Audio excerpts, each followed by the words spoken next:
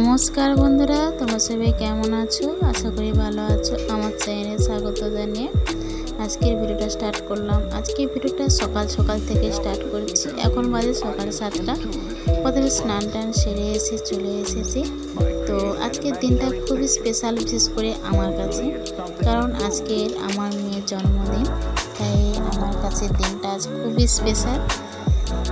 তো প্রথমে স্নান টান সেরে এসে ঠাকুরকে ফুল দিয়ে এসে পায়েসের হাঁড়ি বসিয়েছিলাম। তো সেটা দেখাতে পারিনি তোমাদেরকে, কারণ আমি একাই ফোন ধরি, তো একাই ফোন ধরে ভিডিও করি। তো ক্যামেরা করার মতো কেউই নাই, আমাকে হেল্প করে দেওয়ার মতো কেউই নেই।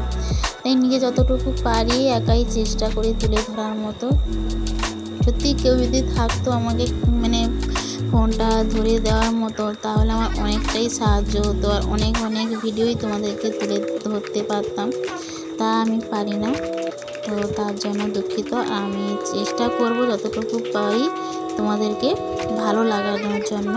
তো তোমরা যদি কোনো ভুল ত্রুটি হয়ে থাকে আমাকে ক্ষমা করে দিও।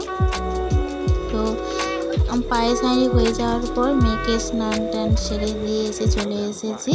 তো অনেক দেরি হয়ে গেছে জন্মদিনটা পালন করতে। এখন বাজে 11টা বাজে। ওর বাবা কোথায় বেরিয়ে গিয়েছিল, আসতে দেরি হয়েছে। কখন থেকে বলছি তুমি তাড়াতাড়ি আসো, কাজ শেষ করে আসতে দেরি হয়ে গেল। ওর জন্যই এতক্ষণ অপেক্ষা করেছিলাম, নাহলে অনেক আগেই হয়ে যেত। যত তাড়াতাড়ি আমি কাজটা শেষ হয়েছে তত তাড়াতাড়ি কিন্তু কাজটা জন্মদিনটা পালনই হয়নি। তো যাই হোক, তো জন্মদিনটা শেষ পর্যন্ত পালন হচ্ছে।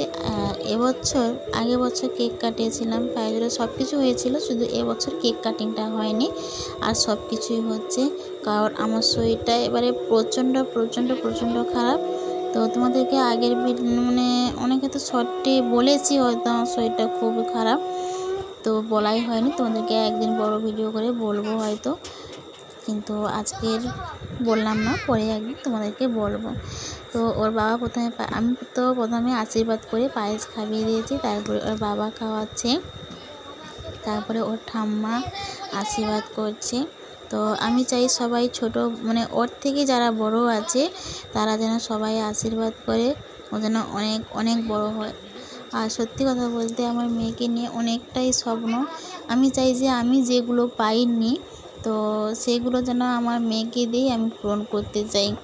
তো জানি না আমি পারবো কি না, কিন্তু আমি প্রচণ্ড চেষ্টা করি ওকে যেন আমার থেকেও আরও যেন ভালো কিছু করার।